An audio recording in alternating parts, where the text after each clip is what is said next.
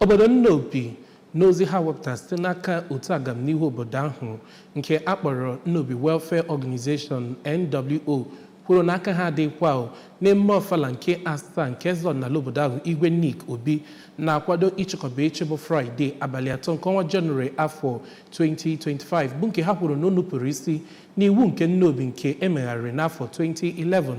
Ya bụ Nnobi Welfare Organization kwupụtara nke a site n'aka President General ha bụ Barrister Dominic Ofala mgbe ọ na-agwa ndị nta akụkọ okwu na Secretariat nke otu obodo ahụ dị na Nnobi nke kansụl ime obodo Idemili South ka anyị sonyere Emmanuel Okonkwo maka akụkọ ahụ n'uju. Kọwaa ya bụ ngalaba Town Union nke Nnobi sịrị na ọ nwetara akwụkwọ ederede site n'aka eze ọdịnala ya bụ Igwe Obi na mkpụrụ ụbọchị 10 n'ọnwa Ọktoba nke afọ 2024 ebe Igwe na-akọwa na ọ ga-agba Ofala nke afọ asaa ya site na nkwado nke iwu obodo ahụ nke afọ 2019 nke ya bụ otu kọwara na ha amaghị ihe ọbụla banyere ya nọ naanị iwu obodo ahụ ji alụ ọrụ nke gọọmenti steeti a kwadoro bụ iwu nke emebere na 2011. Somewhere along the line, Igwe Nnobi wee site na 2019 bụ constitution eji achị Nnobi nke ya amaghị mgbe eji were mee na etu esi wee mee and nke ha eji nata ikike n'aka gọvanọ Anambra steeti before ha ebido. Ndị Nnobi wee sị na ha amaghị ihe bụ that constitution na ọ bụ an illegality na ọ na-abụ ajọ ihe gba aha ọbụla omenala ha wee jụ na ha ya eme ya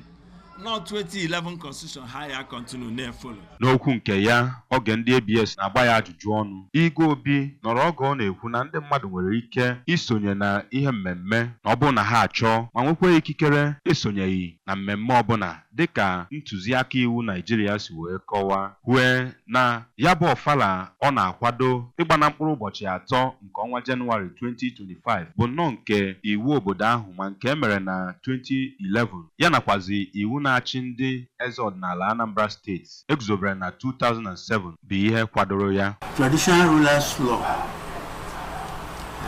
mela si onye Igwe ọ bụ na gbaa Ofala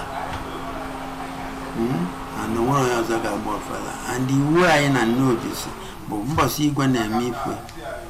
na nwere onye ọzọ ga-etinye ife ọ ga-eme mbọsị ahụ anọgo m ahụ 17 Nnobi agbanụrụ m Ofala ibi n'ofu ugboro na ọ dị n'iwu anyị ahụ eto ọbụla na ị ga-agbara Igwe Ofala onye a bụ njeze na-agbara Ofala nke m ịbịazi etibekwara m iwu. Site na Nnobi nke dị n'okpuru kansụl Idemili South, abụ m Emmanuel Okonkwo.